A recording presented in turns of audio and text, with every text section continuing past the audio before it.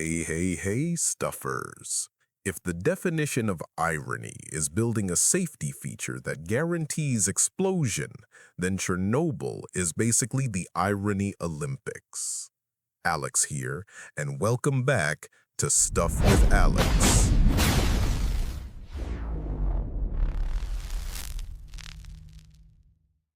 Tonight, we aren't starting with the timeline. We are starting with the immediate consequence, a consequence that, even today, defies belief and physics. In the immediate aftermath of the April 1986 explosion at reactor number 4, the unthinkable happened. The nuclear core, the uranium fuel, the zirconium cladding, and surrounding concrete all melted together. This highly radioactive slurry flowed through the basement floors and solidified, creating a nightmare material called corium. One specific formation, hidden deep beneath the destroyed reactor, became instantly infamous. Scientists called it the elephant's foot. Imagine a grotesque, black, glass-like lava formation, named simply because it vaguely resembles the foot of an elephant. This is not just old, spent nuclear fuel. It is the most toxic lava lamp humanity has ever created. If you were standing within 3 feet of this monster in 1986, it was releasing a deadly dose of 10,000 roentgens per hour. Now, to put that into perspective, 10,000 roentgens per hour is a dose that would kill a human being within 300 seconds, that is 5 minutes, of exposure.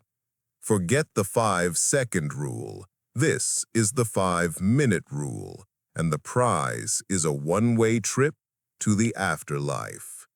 It was so lethally radioactive that when Soviet crews attempted to photograph it, the high-energy alpha particles hitting the film caused a visible, immediate blur.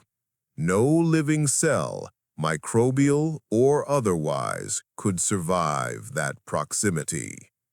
And tonight, stuffers, we figure out how the Soviet Union managed to build a machine designed to self-destruct. We are diving deep into Chernobyl. The disaster that occurred on April 26, 1986, near the town of Pripyat in the Ukrainian Soviet Socialist Republic, was not a simple accident. It was the predictable, yet officially denied, climax of systemic institutional hubris and technological arrogance. The machine at the heart of the catastrophe was the RBMK, Reactor Bolshoi Mощности Kanalny, a graphite-moderated reactor unique to the Soviet Union. The official Soviet line championed these reactors as symbols of their engineering superiority, powerful and economical. However, classified documents and later post-mortem international analysis revealed deep, fatal flaws in the design that made a total meltdown almost inevitable under certain conditions. The RBMK reactor was a gun pointed directly at Chernobyl's head. It harbored 3 cardinal sins of design that violated fundamental safety principles standard in the West. The first and most visible design sin was the lack of a containment structure. Western nuclear plants are typically enclosed in massive, thick concrete and steel domes designed to contain radiation and steam in the event of an explosion or meltdown. The RBMK had no such robust barrier.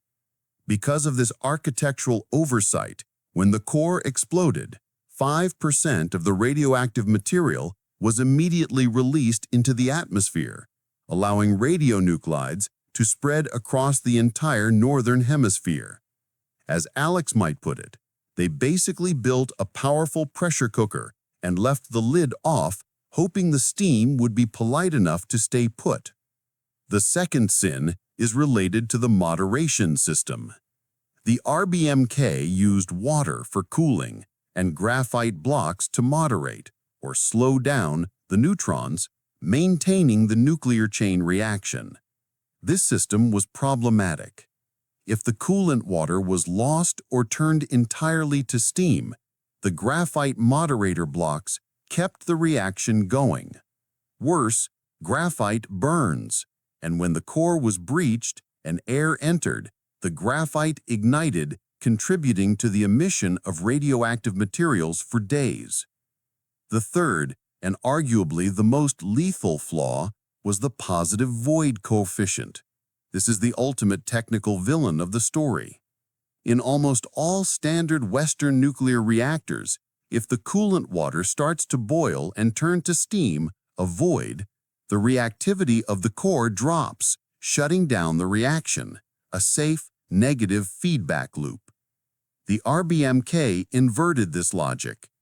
Because the reactor was over-moderated by graphite, if the water coolant boiled and created steam pockets, the steam, which absorbs fewer neutrons than liquid water, caused the reactor to become more powerful.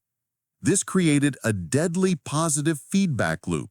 Temperature rises, more steam, more power, even higher temperature. This was a core design flaw, known to the designers, but classified as a state secret, meaning the operators in 1986 had no awareness of the inherent danger built into their machine. The operation of inherently dangerous technology, concealed by an organizational culture that prioritized economics and state image over safety, is the deep, underlying factor in the Chernobyl disaster. Soviet engineering culture believed they were above reproach, allowing the deployment of a reactor that literally became more volatile as conditions worsened. The ultimate failure was a devastating reflection of political and engineering arrogance that placed blind faith in technology while ignoring basic physics. To illustrate the sheer technical negligence of this system, one can compare the RBMK's core characteristics to modern nuclear safety standards. RBMK design flaws versus Western safety. The fuse to this institutional time bomb was lit by an apparently routine safety measure. The disaster started, ironically, as a scheduled, required safety test.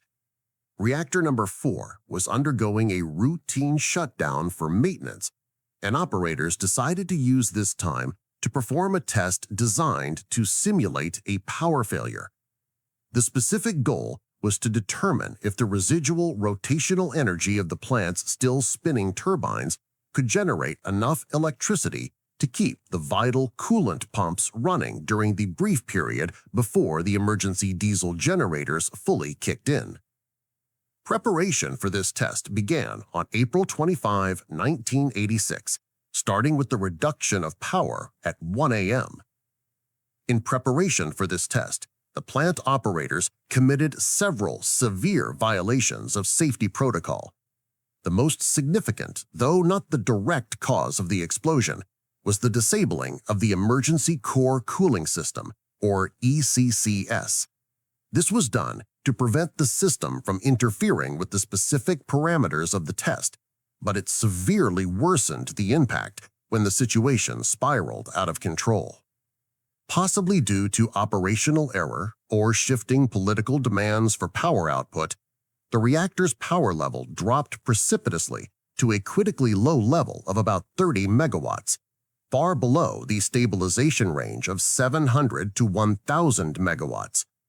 At this dangerously low power, the core became poisoned by xenon-135, a byproduct of nuclear fission that acts as a powerful neutron absorber. This absorption further suppressed the power output, making it extremely difficult for the operators to raise the power back to the stabilization level needed for the test. Enter Deputy Chief Engineer Anatoly Dyatlov, the highest-ranking engineer present. under immense pressure to complete the test on schedule.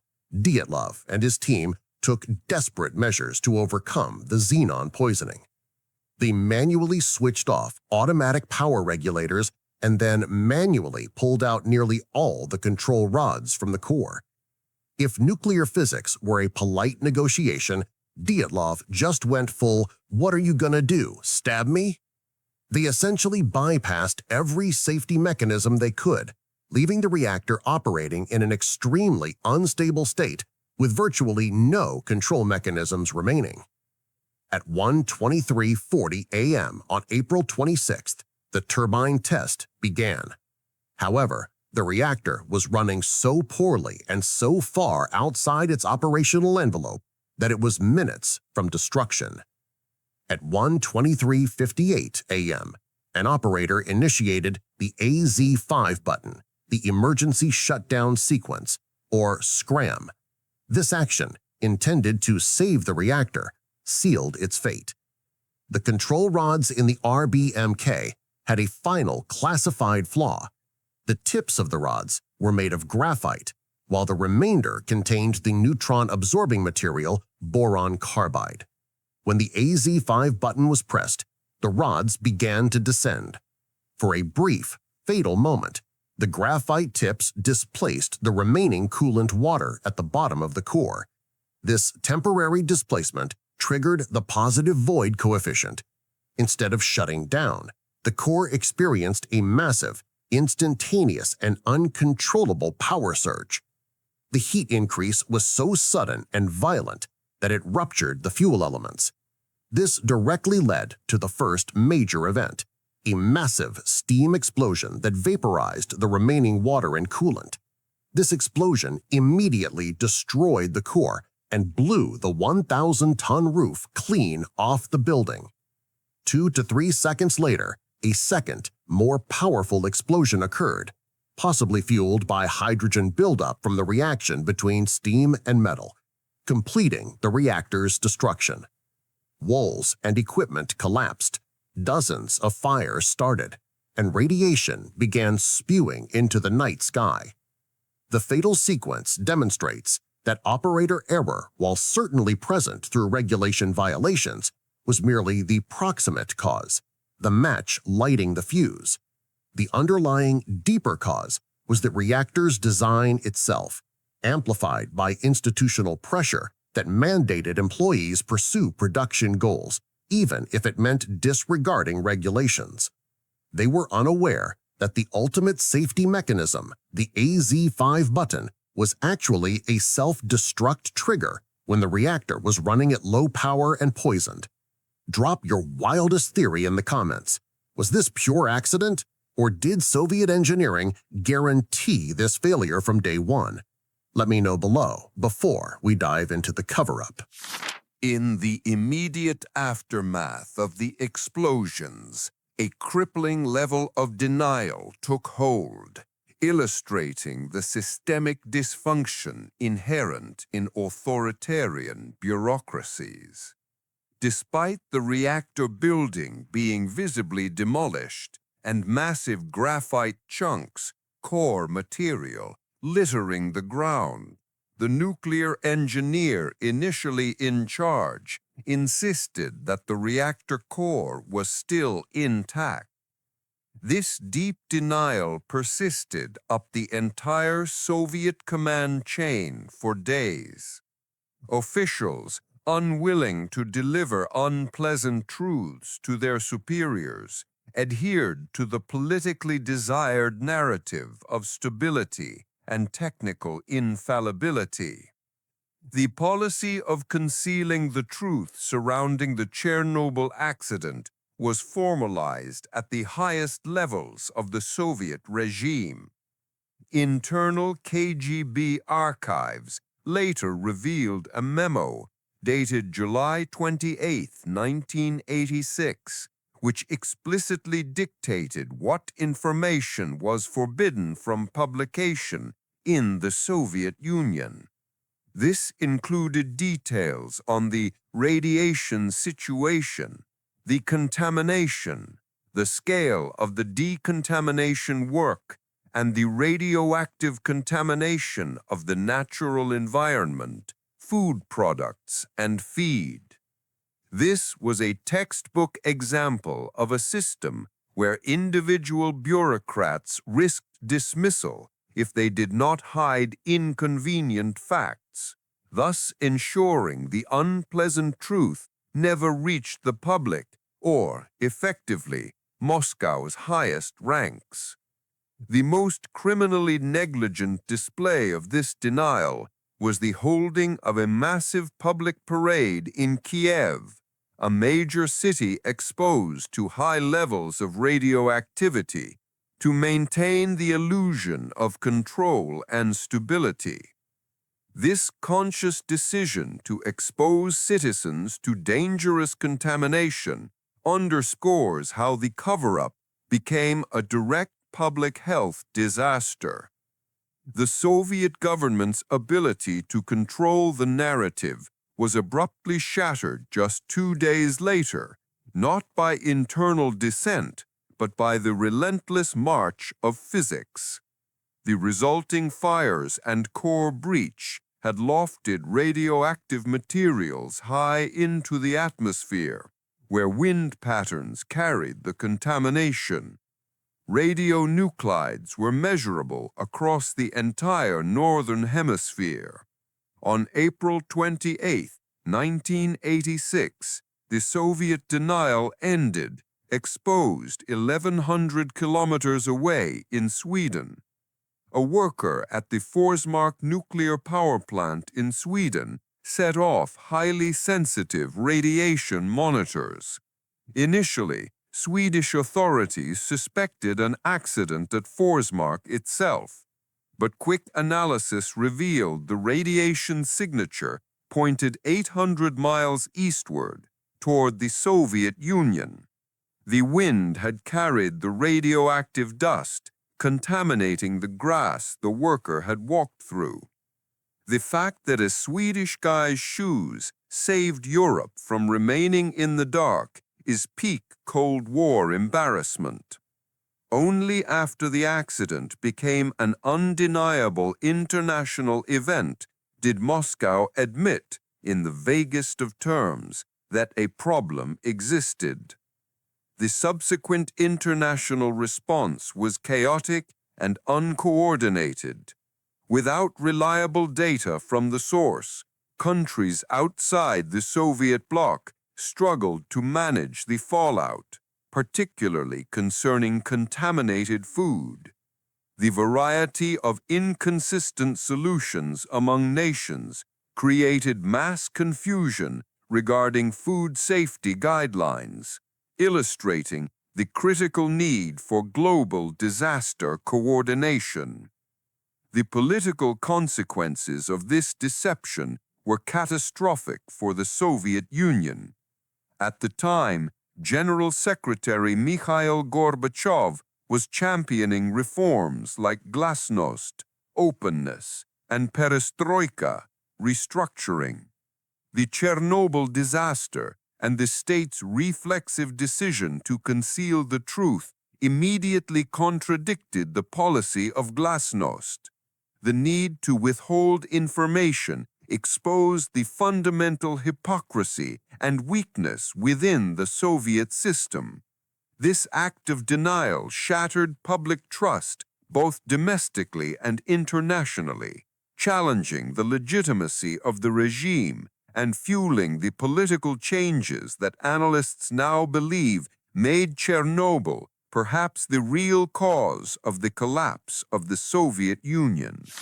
The scale of the devastation required an intervention unparalleled in civilian history.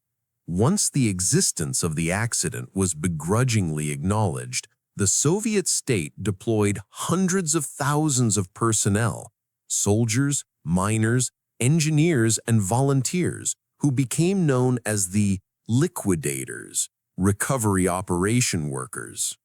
Their mission was to contain the fallout, extinguish the fires, and entomb the destroyed reactor. The initial exclusion zone was established at a 30-kilometer radius. The job of the liquidators was unimaginably dangerous. They were exposed virtually unshielded, often receiving high doses of radiation while manually shoveling radioactive debris and graphite chunks that had been ejected from the reactor core. They stripped thousands of square kilometers, not only of contaminated earth, but also of orchards, houses, schools, everything. Over 500,000 workers were eventually registered as liquidators. The primary human cost was brutal. Of the 600 workers present on site during the early hours of April 26, 134 received doses ranging from 0.8 to 16 G and suffered from acute radiation sickness, ARS. 28 of these workers died within the first 3 months. For the majority of the 530,000 registered liquidators who worked between 1986 and 1990, the exposure was significant, with average doses estimated at 120 millisieverts, though some received up to 500 millisieverts. They experienced internal bleeding, hair loss, and severe skin burns. Many resorted to heavy drinking at night to cope with the reality of their work, often sleeping in tents with straw taken from nearby contaminated farms. It's like the universe was trying to write the darkest comedy possible. The reason the state relied so heavily on human manpower rather than robotic or remote methods was simple and morally bankrupt. The Soviet government treated the liquidators as a massive, expendable human sacrifice. In the authoritarian system, they could always get more workers. The primary concern was the rapid management of the political fallout, not the long-term health of the individuals involved. This decision to sacrifice a vast civilian and military workforce saved Europe from an even worse nuclear catastrophe, but it guaranteed their premature suffering. In the ensuing years, these workers have universally suffered from radiation-caused illnesses, cancers, and early deaths. Furthermore, the experience left a massive psychological scar. Studies show that high anxiety and general poor health persist among the affected population, independent of measurable radiation effects. The profound suffering demanded a level of spiritual or moral explanation that mere scientific facts could not satisfy, highlighting the depth of the moral failure by the Soviet system. Stuffers, smash that like button if you're already confused by the sheer scale of the heroism and the tragedy involved in this cleanup. It's hard to imagine anyone signing up for that. To understand the long-term danger Chernobyl poses today, one must journey into the dark recesses beneath the destroyed reactor to examine the corium, the highly radioactive, lava-like remnant of the core meltdown. Corium forms when the extreme temperatures inside the reactor melt the nuclear fuel and surrounding structural materials, creating a synthetic magma. The creation of this nuclear lava was a rapid, multi-stage process. Phase 1, seconds. In the immediate moments of the explosion, temperatures locally exceeded 2,600 degrees Celsius, 4,710 degrees Fahrenheit.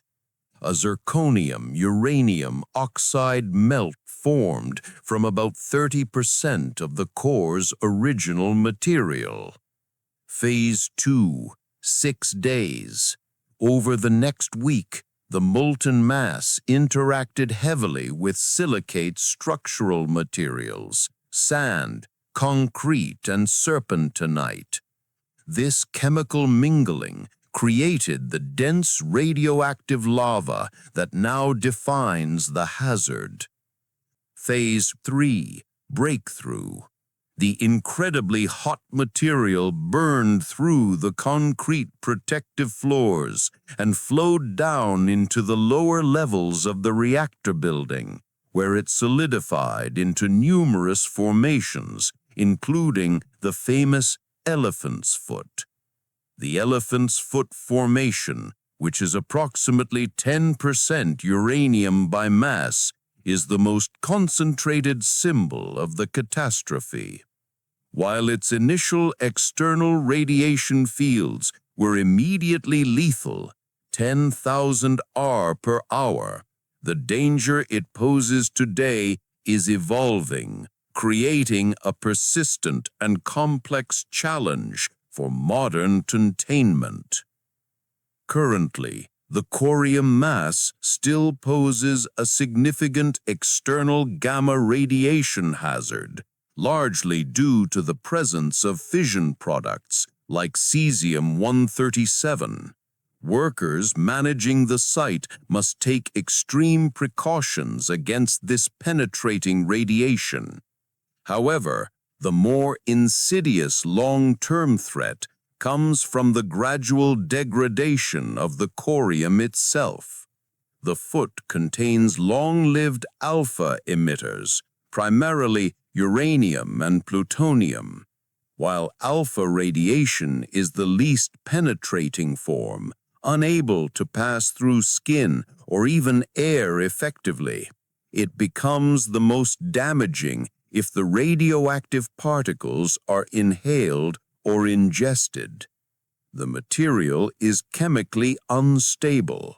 The uranium and plutonium within the corium matrix exist in forms that are prone to chemical alteration, leading to the formation of new phases with different levels of durability. This instability means the corium is slowly degrading and turning into radioactive dust. This shift from a solidified mass to airborne contamination represents a dangerous change in the hazard profile. The elephant's foot isn't just a physical threat, it's a future chemical threat. It is degrading and waiting for a good breeze to ruin someone's day, posing a high risk of internal exposure via inhalation should the containment fail. This justifies the continuous, high-cost management and the construction of the new safe confinement structure to prevent the spread of this dangerous dust. Beyond the immediate explosions, the legacy of Chernobyl is measured in immense financial costs and complex, often psychological, long-term health consequences that continue to challenge public health experts decades later. Chernobyl is globally recognized as the worst nuclear disaster and, financially, the most expensive disaster in history, with total costs estimated to have reached $700 billion USD. The initial Soviet response, which involved over 500,000 personnel, cost an estimated 18 billion rubles, equivalent to about 84.5 billion USD in 2025 money. This figure covers immediate cleanup, resettlement, medical care, and the cost of decommissioning the plant. While the true overall mortality rate remains a subject of intense political and methodological debate, one health consequence is indisputable: the massive spike in childhood thyroid cancer. The thyroid gland of young children is particularly susceptible to radioactive iodine. Post-disaster, radioactive iodine-131 made its way rapidly through the food chain, primarily via the milk-to-consumer pathway. Because communities were unaware of the contamination deposited in the soil, children absorbed the radiation after drinking contaminated milk. There have been more than 6,000 cases of thyroid cancer reported among children and adolescents in Belarus, Russia, and Ukraine who were exposed at the time of the accident up to the year 2005. By 2011, there were at least 1,800 documented cases in those aged 0 to 14 at the time of exposure. This rate is far higher than normal. While iodine-131 has a short half-life, its rapid ingestion by the most vulnerable population proved lethal for thousands. For the wider population, the long-term health risks are harder to quantify. The exposures received by the great majority of the European population were low, comparable to or just a few times higher than normal background radiation. Global average is 2.4 millisieverts annually. Consequently, detecting any statistical increase in solid cancers or leukemia in these low-dose populations has been difficult. However, specific groups, notably the Liquidators, who received the highest doses, averaging 120 millisieverts, show increased risks. Studies indicate an association between higher radiation doses and shorter survival rates for cases of chronic lymphocytic leukemia. Furthermore, reports among Russian cleanup workers indicate increased risks of cardiovascular disease and cataracts. Crucially, the accident inflicted a massive psychological trauma. Psychological fallout, including high anxiety and general poor health, persists for a very long time. The lack of reliable information during the cover-up and the invisible, pervasive nature of radiation created pervasive fear and stress. The total number of deaths attributable to Chernobyl remains fiercely debated, highlighting how politics and methodology dominate the narrative when science is ambiguous. The conservative immediate death toll was 28 workers who died from acute radiation sickness in the first 3 months, plus 2 immediate fatalities from the explosion. However, estimates of long-term cancer deaths vary wildly. The Union of Concerned Scientists estimated 27,000 deaths based on the linear no-threshold model. Greenpeace has posited estimates ranging from 93,000 to 200,000 premature deaths. A controversial 2007 book published by Russian affiliates estimated up to 985,000 premature deaths as a result of the radioactivity. When the numbers range from tragic to apocalyptic, it confirms that this disaster defies easy accounting. This massive disparity reflects deep methodological debates over how radiation effects should be modeled and underscores the lasting trauma caused by the secrecy that followed the meltdown. Stuffers, which piece of information shocked you the most so far? Tell me in the comments, and don't forget to like this video so we can keep diving deep into the bizarre. Decades after the explosion and subsequent evacuation, the Chernobyl exclusion zone, which was extended to cover 4,300 square kilometers, has transformed into an environment that defies expectations. With the human population completely removed, nature has found an unexpected pathway to resurgence, even amid persistent contamination. Contrary to the expectation that the CEZ would become a wasteland, it has become an unexpected haven for wildlife. Without the pressure of hunting, logging, farming, and general human presence, plant life has flourished. Animals such as Eurasian lynx, wild boar, and large populations of wolves have returned and multiplied, creating a diverse community of fauna. Naturalists and scientists observing the zone note a paradox. While some organisms show evidence of radiation impact, the overall effect of removing human activity is so profound that many species appear to thrive. As one naturalist observed, hunters like wolves would only return if their prey and the surrounding forest were also thriving. The combination of radioactive contamination and reduced human activity has arguably given rise to a new ecology, one that is simply different from what existed before. To manage the core danger, reactor number 4 was initially encased in a rapidly constructed concrete shelter, the sarcophags, by the Liquidators in 1986. However, this structure was never intended to last. To permanently stabilize the site and contain the dangerous corium, the international community funded the construction of the new safe confinement, a massive, arch-shaped steel structure. The NSC is one of the largest movable land structures ever built. The construction costs for this colossal undertaking were estimated at $1.4 billion. It functions as the world's most depressing trophy case for humanity's biggest mistake, designed to secure the site and allow for eventual decommissioning activities over the next century. The stability and security of the CEZ, which had begun to attract specialized tourism before 2022, were violently interrupted by geopolitical conflict. On February 24, 2022, as part of the invasion of Ukraine, Russian military forces took control of the entire Chernobyl nuclear power plant and the surrounding exclusion zone. The occupation lasted until March 31, 2022, when forces withdrew. This military action created acute safety risks.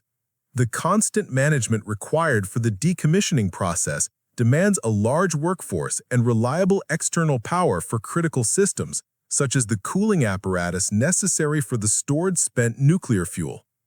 The seizure of the plant and subsequent power cuts due to military activity raised international alarm about the potential for spent fuel overheating. The event served as a clear psychological weapon, signaling to NATO that Russia held the zone hostage. Most disturbingly, the facility continues to be a target.